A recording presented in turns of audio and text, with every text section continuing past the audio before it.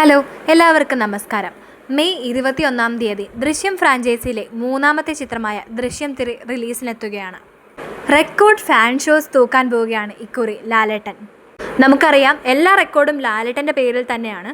എന്നാലും ലാലേട്ടൻ വീണ്ടും റെക്കോർഡിടുകയാണ്.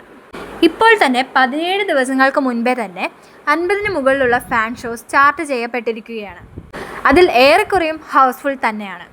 ഇനി വരുന്ന മണിക്കൂറുകളിലും ബാക്കിയുള്ളത് ഹൗസ്ഫുൾ ആവുകയും ചെയ്യും. തിരുവനന്തപുരത്ത് ഇപ്പോൾ 15-ന് മുകളിലുള്ള ഫാൻ ഷോസാണ് ചാർട്ട് ചെയ്യപ്പെട്ടിരിക്കുന്നത്. അത് ഇപ്പോൾ തന്നെ ഹൗസ്ഫുൾ ആയി കഴിയുകയും ചെയ്തു. ചങ്ങനാശ്ശേരിയിൽ ഇപ്പോൾ തന്നെ 2 ഫാൻ ഷോസ് ചാർട്ട് ചെയ്യപ്പെട്ടിരുന്നു. അത് മിനിറ്റുകൾക്കുള്ളിൽ തന്നെ ഹൗസ്ഫുൾ ആവുകയും ചെയ്തു. അപ്പോൾ വിചാരിക്കും, കേരളത്തിൽ മാത്രമാണ് ഫാൻ ഷോസ് എന്ന്. റിയാദിൽ ഇപ്പോൾ ഗ്രാൻഡ് ഫാൻ ഷോസ് സ്റ്റാർട്ട് ചെയ്തിരിക്കുകയാണ്. ഫസ്റ്റ് ഡേ ഫസ്റ്റ് ഷോ 9 മണിക്കാണ് അവിടെ. എന്തായാലും വിദേശ രാജ്യങ്ങളിൽ 100-ന് മുകളിലുള്ള ഫാൻ ഷോസ് ഉണ്ടാകും. എന്തായാലും ഇക്കുറി റെക്കോർഡ് ഇടാനുള്ള പ്ലാനിൽ തന്നെയാണ്. മുൻപേയുള്ള ലാലേട്ടൻ്റെ റെക്കോർഡ് തകർക്കാൻ ലാലേട്ടൻ തന്നെ ഇറങ്ങുകയാണ്. വേറെ ആർക്കാണ് ഇങ്ങനെയൊരു റെക്കോർഡ് തകർക്കാൻ കഴിയുക? നമ്മുടെ ഓരോരുത്തരുടെയും മനസ്സിൽ ജോർജ് കുട്ടിയോട് വളരെയധികം അടുപ്പമുണ്ട്.